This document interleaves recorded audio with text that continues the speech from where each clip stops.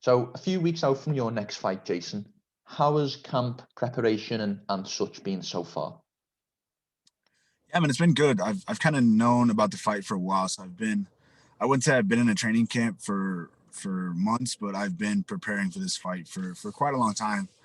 We've known about it for quite a while, and I've just kind of ramped up the intensity in the past month. So I mean, we're still a month out, a little over a month out. So Yeah. yeah, training good. A lot of good partners.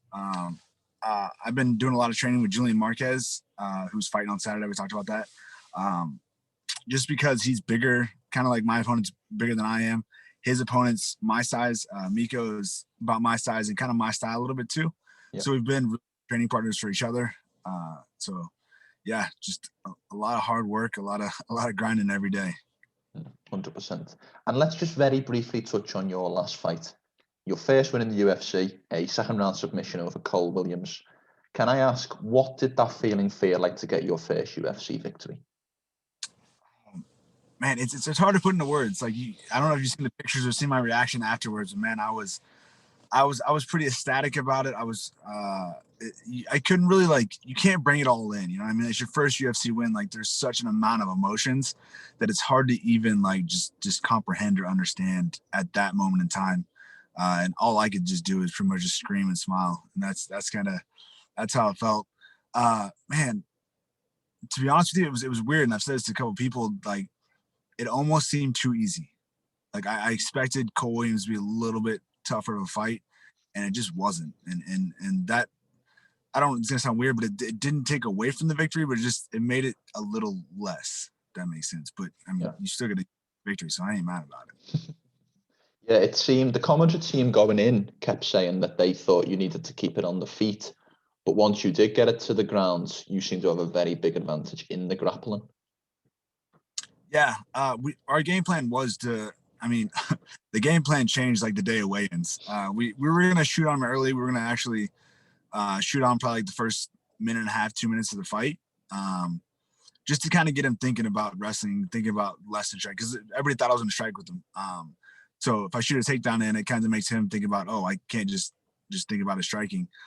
Then we know he missed weight, and we heard like the grapevine that he wasn't training, didn't have a lot of good training partners.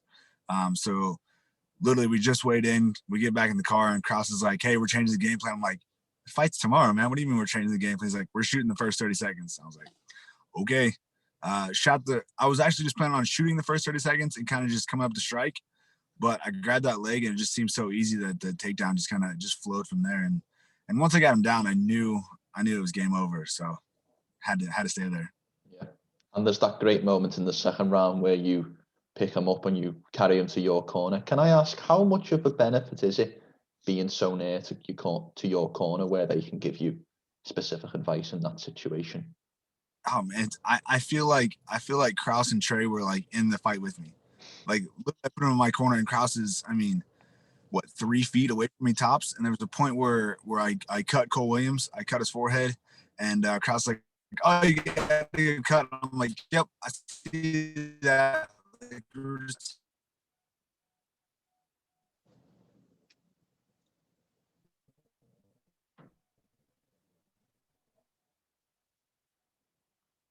Jason, the connection's gone a little bit slightly. there we go. We're back. We're back. Where'd you lose me? When you cut him, you said you cut him, and James said something, and that was where you cut off. Okay, yeah. So I cut him, and Krause like, hey, you got a good cut, and I'm like, yep, I see that. And it was just like a normal conversation. Wasn't any different. It was pretty cool actually. Yeah, because there's a moment where you're in his guard, and you look to pass over on the right hand side, and James says, "There's no need to pass. Like you're comfortable here," and that's a great piece of advice from a coach to to give you that comfort and reassurance that you're doing everything correctly. I would think. Yeah, I mean, Bisbee kept saying, "Hey, he keeps trying to step over," and I wasn't trying to step over. I was literally just trying to stay there. Like I was trying to keep him there as long as possible. And a lot of times I go to half guard, but there wasn't a necessity to it. So I mean, it worked out really well. But I really wasn't trying to. I was just trying to stay there. Okay. Is there any added pleasure, if you like, beating an opponent who's weighed in 4.5 pounds over the limit? Does that have any extra motivation at all going into the fight? For my bank account, it does. That's about it. I don't mind free money. I enjoy it. Please, everybody can miss weight. I don't care. Like, I'm fighting guys who are usually bigger than I am anyways, so it's not a problem for me. So you miss weight, give me more money. I'm not mad about it. Yeah. Yeah. It's just one thing I did want to mention was your UFC debut, which was obviously a loss to Takashi Satao. Can I ask, what is that feeling like making your debut in the biggest mixed martial arts promotion on 2 days' notice? How was your mindset going into that fight? What does that feel like? Yeah, I didn't have time to think about it. I mean, got the call at like 12:45. Had to be on a plane by 3 o'clock. It was the airport's an hour away. Had to get blood work. Like, you just really don't have time to think about it. When I got to Vegas, I started cutting weight. Had to do a bunch of medicals. Made weight, instead of go to medicals. I didn't get done with medicals until like 8 o'clock, 9 o'clock that night. Something stupid, Yeah. and then had to get the next day. So really, I didn't have time to think about the fight. I didn't have time to think about I'm fighting on 2 days' notice. I didn't have time to think about any of that. It was just I had to go there and do what I did. And obviously, I didn't do a great job, but I kind of contributed that to the weight cut. In a sense, like, I wasn't water loaded enough to cut 12 pounds in 12 hours, and I think that played a factor on why I got TKO'd so easily. Like, he hit me with a good shot, but normally I could take shots. But I think my brain wasn't as rehydrated as it should have been because I wasn't water loaded for the weight cut. And I'm not making excuses. I lost the fight. Takashi did a great job. Just what it is. But that probably played a factor in it. But factors don't win fights. How much of a game plan can you draw up on 2 days? Is it a case of you go in there and just, not to a certain extent, see what happens, or how much of a game plan did you form? None at all. Look out. The game plan was look out for his left hand, which obviously I didn't do a very good job of. Yeah, not much. Just kind of trying to keep some pressure, try to shoot in, kind of like the Cole Williams fight, was just kind of put him against the cage and keep that power away from him, kind of wear him down a little bit so that power is not as big of an advantage for him. But it just didn't work out that way. It is what it is, and I look at it as an open door for me. You know what I mean? Yeah. Like, I was trying to get in the UFC for many, many years, and that opened it. Whether I win, lose, or draw, it opened the door for me to have more fights and to beat Cole Williams and to beat Matt Semelsberger. So if that's what happened, that's what happened. But I grew and learned from it. Yeah, and let's maybe move from the past to the future a little bit. So, as you mentioned, on the 13th of March, you will fight Matthew Semelsberger in the UFC. Can I ask, how do you view Semelsberger's game as a stylistic matchup against yours? Yeah, he's kind of basic. He's kind of that 1-2 puncher. Not a lot of combinations. Not a lot of like, for myself, I do a lot of blending. Meaning, I'm gonna strike, wrestle to strike, all that put together with jiu-jitsu, with wrestling, like a little bit of everything all at once. He's more the 1-2 puncher, kind of the basic Muay Thai striker, if you want to call it that way. And I think his inexperience is really gonna kind of play against him. He's a big dude, ex-football player, like that's cool. Cole Williams is an ex-college wrestler, and I carried him across the cage, so that stuff doesn't play a factor in it. I really think my experience level, the amount of fights I've had, the fight IQ I have, will really play a factor in this. And I really think I'm gonna outstrike him, I'll out wrestle him, and I know it's gonna be a tough fight. I know it's not gonna be as easy as the Cole Williams fight. I know he's more of an athlete. I know he's gonna be a lot stronger, and I'm prepared for that. And that's what I'm doing. That's why I'm going to strength conditioning, as much as I am. That's why I'm going against bigger guys, Julian Marquez. I'm going against the tougher guys in the room every single day, and I'm making it a point to know that I'm prepared for this fight, and I really believe that I'm going to come out and dominate Matt Semelsberger. You have over double the amount of fights compared to your opponent. Is your experience in the game going to be key in this matchup? I believe so. Yeah, I think it really will. And you can't just he's only had one fight in the UFC. I've only had two, but you can't just gain that experience quickly. You know what I mean? That's one of those things that you have to get over time. I mean, you don't go from white belt to a black belt in a matter of a year for a reason. It's because you have to put in the time over and over and over again. And I have, and I know I have, and I think that'll definitely play against him. Yeah, I think in some ways as well, the benefits of having the experience on the lower promotions or the regional scene, if you like, can be a massive benefit for fighters, because the difference in atmosphere, the difference in, you know, even state you're fighting to a certain extent, that I think that really helps, as opposed to young prospects coming in and getting the UFC treatment from the offset. Yeah, you do have some guys. I don't want to say like Chase Hooper is kind of like, I mean, he won his last fight, but like he's young and he hasn't been tested like, you know, like that. I've been on, man, I fought in Canada, I fought in Oklahoma, I fought all over the United States, other places. Like I've been through a lot of promotion, I've been through a lot of fights, and I've had all the experience that kind of is necessary to be in the UFC, if that makes sense. Yeah, 100%. Now, we touched on it earlier, but let's just move back to it a little bit. The gym, that one of the gyms that you're training at now, or your main gym, Glory MMA and Fitness, head coach James Krause. Can I ask firstly, when did you make the move down to Glory? It was probably about 2013, 2014, so it's probably been about 7 years now. Yeah. Yeah.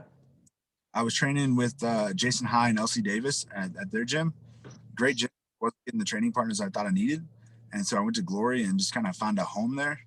And now actually Jason High is at Glory too. So I mean we're all in the same place. I just showed up one day like, hey, Krause, I kind of want to cross train a little bit, see what I can do. And he's like, cool, just show up and see what you can do. And just turned into, I was there 5 days a week. And it's weird because I don't even hardly remember those days. Like I look back at all the pictures, I'm like, man, that seems so long ago. Just so much different. But yeah, man, the whole atmosphere around Glory is it's one of the best places in the world. You don't see a lot of people, like if you go into main gym, big gyms like ATT and all that stuff, you don't see a lot of people helping other people. You walk into Glory, you see pro fighters helping amateur fighters helping other amateurs. I mean, it's a whole group of like people all gunning to get to the same place, and we all compete with each other, and that's the hard part, man. It's not a we go, like I'm a hard worker, like I understand that I can work my ass off no matter what, but at Glory you have to compete every day to beat everybody. Like you're like if you got to fight and you're going against Grant Dawson, you better know that you have to win that round, and you're not going to win. You have to have that mindset at the gym to win every round. Yeah, that was actually one of the things that one of your training partners, Tarek Minna, touched on when I talked to him. He basically said that whilst your gym has got a lot of big talent, and I think you've now got 14 or 15 guys in the UFC. Yep. It still has that small gym feel, as opposed to the likes of an AKA or an ATT, which is a bunch of smaller camps under one branch, if you like. Right. Yeah. Man, it is a small gym feeling. It's that blue collar atmosphere. We're all working our ass off. I mean, you don't have the Daniel Cormiers, the Khabibs in there, but you have the prospects that are moving up the ranks. You have the Grant Dawsons, the James Krause. We have a lot of amateurs that are coming up too. A lot of low level pros. Devin Weber, David Onama, Jeff Molina just got in the UFC. We have a lot of those people that like people don't know about, but I promise you, they're gonna understand where it's coming from. Other than yourself, who is most likely to bring a UFC belt back to Glory? Grant Dawson. Do you think so? Grant Dawson will be a UFC champion one day. Mark my promise that happens. Yeah. That kid's mindset is bar none to everybody in the entire world, pretty much. Like the kid goes and trains, he goes home and studies, eats, comes back, trains, goes home, eats, study. Like just that's his only life. That's all he knows. Yeah. Out of the guys in Glory, the guys and girls more so, we mentioned Julian, but who else do you work with, quite a lot? Who are some of the names who you were working with on a day-to-day basis? I work a lot with Grant Dawson. I work a lot with Devin Weber. We're all kind of very similar, and me and Weber are very similar, and we throw a lot of overhand rights and double legs and stuff like that.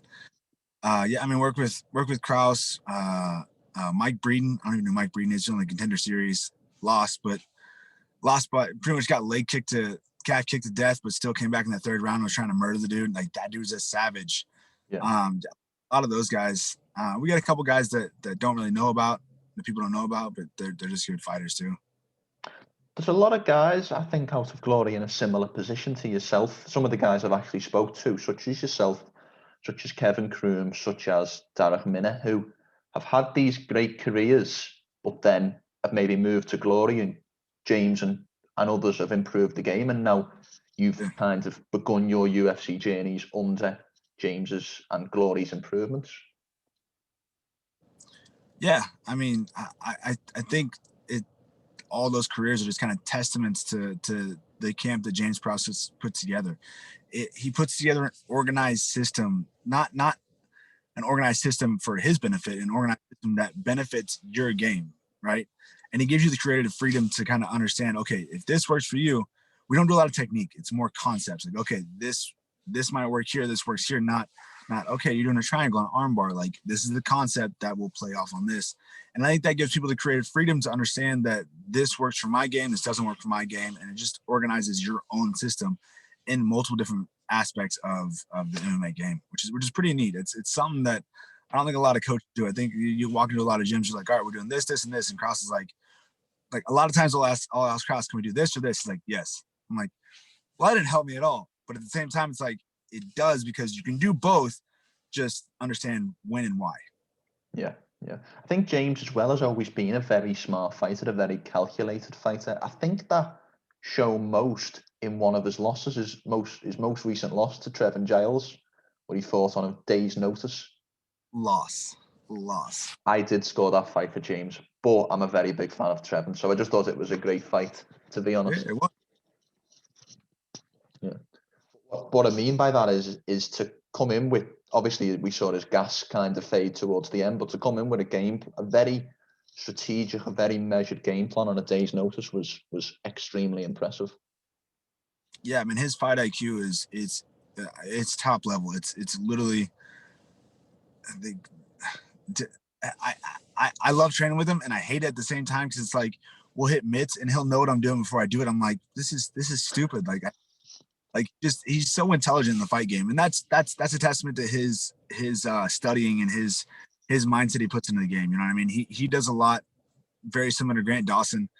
They do a lot of studying, and he'll watch fights from like a fan standpoint, then he'll watch fights from a coach's standpoint, then he'll watch fights from a fighter standpoint. Like, he'll rewatch fights over and over again until he understands it from every aspect of the game, which is pretty neat. I don't have that ability. I watch a fight and I'm like, I'm a fan.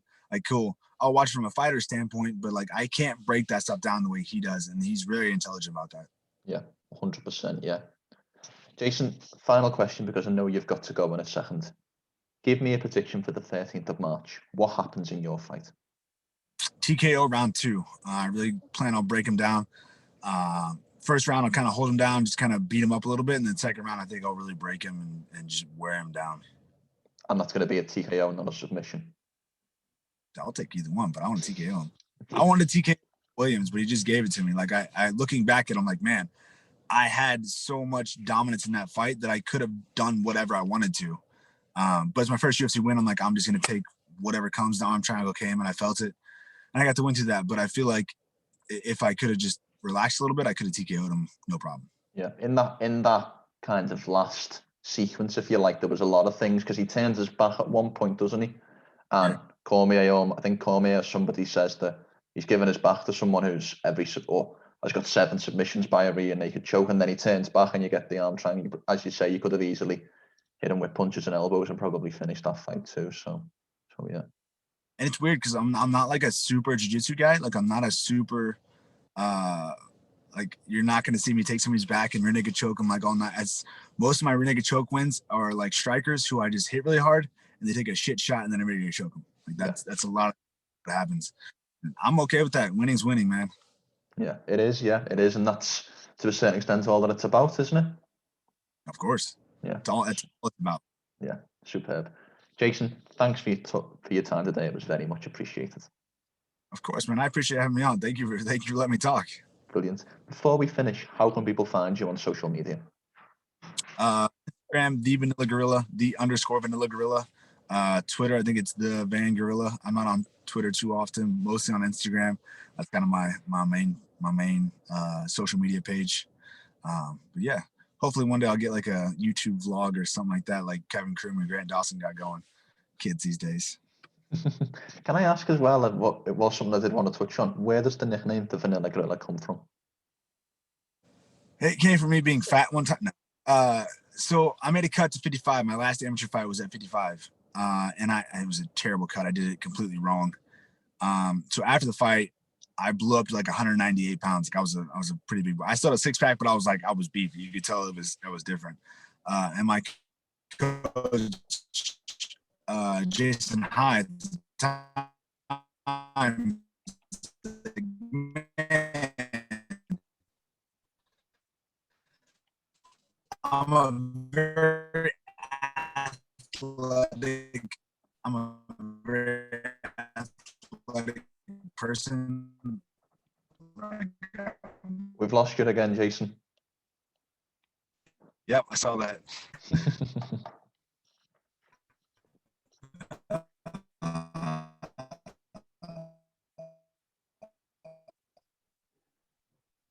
Where'd you lose?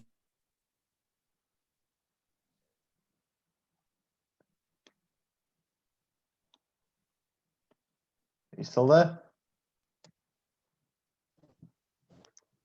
Where'd you lose me at? Are we still there? I think we're Nothing. back. There we go. Is that better? Think There we it's- go. Where'd I lose? Are I'm we here. back? Are we back? Yeah, I'm we here. got you. So you Hey. lost me on you made a cut. You made a cut and then you blew him back up to 198 pounds. Yeah. So I blew the cut, ballooned back up to almost 200 pounds. My coach is like, "You look like a vanilla gorilla." The whole class laughing. And it was about a month out from my first pro fight, and it just stuck. And I laugh about it. And I figured if I can get in a cage about to fight some guy, and the announcer announced my name and I laugh about it, that has to be a positive sign. So I just kind of stuck with it, and it just I think it sticks with me. I mean, I'm a pretty bulldozer of a guy. Like I'm not a huge guy, but like I'm strong, I'm athletic, and so it kind of fits, and I dig it. I like a nickname that has a little bit of sentiment behind it. Yeah. Definitely. And before we finish, Jason, is there anything you would like to say or sign off with at all? No, man, I'm excited for March 13th. I was nervous about it coming up to it, but man, the more work I put in, the less nervous I get, and the more confident I'm coming. And I'm happy to come in there and put in a performance for it. That's superb to hear. Jason, thanks for talking to me today. Hey, thank you so much, man. Take it easy.